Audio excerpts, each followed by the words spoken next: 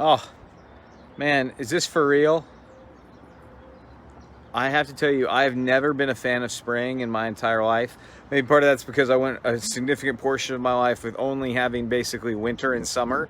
There was no in between, but oh my goodness. Spring anew, right? Flowers, birds, leaves growing at different paces. Yesterday, Lynn and I were on a walk and we were talking about that, about how some trees right now are just in full bloom. They seem to just take on the summer or take on the spring with just full abandon, and some seem a little bit slower, a little bit more calculated, a little bit more longevity to them. And so, in that, just thinking about spiritual analogy, that we all grow at different rates in different ways, that even in some cases, most often, that the roots are growing deep before there's ever any fruit on the vine, but yet growth is happening. And just reminded me of, I don't always know or see what's going on, especially what's going on underneath the surface. And I don't know if you tuned in yesterday and saw the verdict and saw what's going on across our nation in regard to George Floyd, and just a lot of the hurt and just I guess pain on both sides, but understanding that our brothers and sisters of different colors and different races are rejoicing today, that they feel that a little piece of them has been justified, that there's some understanding of their plight, of what they're going through, and at the same time, there's sympathy for our police officers. And I think what I struggle with that, and what I think we need to learn in humility specifically, is that Jesus wasn't for certain types of people, or if he was, it was most often for those that we probably wouldn't traditionally be for. And so it ends up, I see very often, that you either have a Black Lives Matter sign or you have a Blue Lives Matter sign in your front yard, that it's one or the other. Well, the gospel is about reconciliation. It's not about God or man. It's about God and man being brought together by God, by the one that's in power, by the one that's holy, by the one that's never failed and always been perfect, that he has come after those of us that are in need. And just found myself last night feeling for some of those in our congregation that I know well, that are police officers, that are out every single day struggling to maintain justice, to love our community, to protect our community, and also to protect some people against themselves, while understanding that there's stereotyping that takes place, and that I am learning that through my 5-year-old, and being challenged in the ways that people react to him or think of him, or are sometimes shocked that he's my son.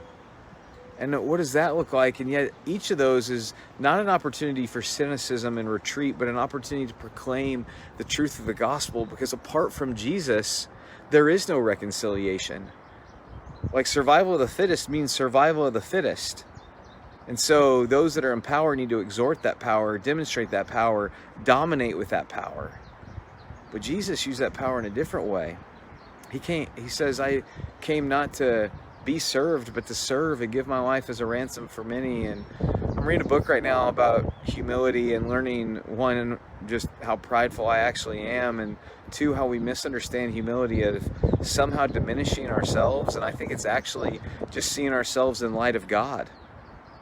And in turn, as I see myself in light of God, I see others in that same vein. I don't know what I would do in their circumstance. Hindsight's 2020. Everybody's a great quarterback on Monday, but I haven't been there.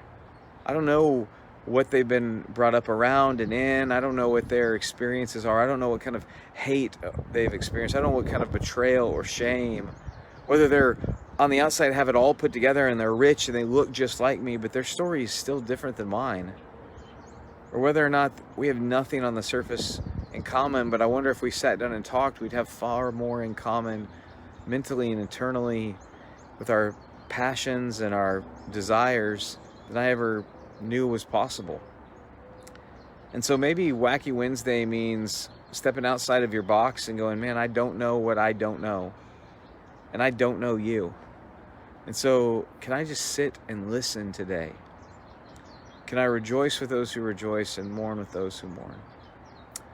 Father, I thank you that you're a God of and, not or. That you're for the Jew and the Gentile. That you're for men and women. That you're for the Pharisee and the prodigal. That you're for me and those that aren't like me. God, I want to rest in that today, and I want to lay my heart out. Show me where I draw walls and boundaries and lines that I should be drawing circles. Show me where I've put hands up that say no further, that I should be giving hugs.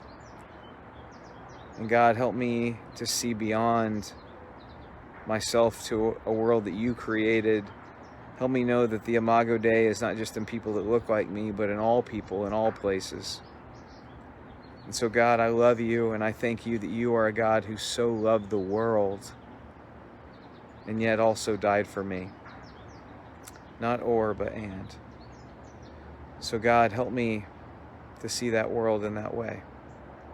We love you because you first loved us. Help me rest in that truth today, that I know that you loved me first, and so I can love those who don't love me, and I can love those who don't love you. And God, that I'm called to love because you are love. I pray all this in your Son's holy, precious, and reconciling name, Jesus. Amen. Love you guys. So grateful for you. Praying for you. If you have questions or you're trying to process this, hey, hit me up. I'd love to just dialogue with you, to talk through things with you, to consider and grow alongside you. And so love you guys. Praying for you. Pray for me.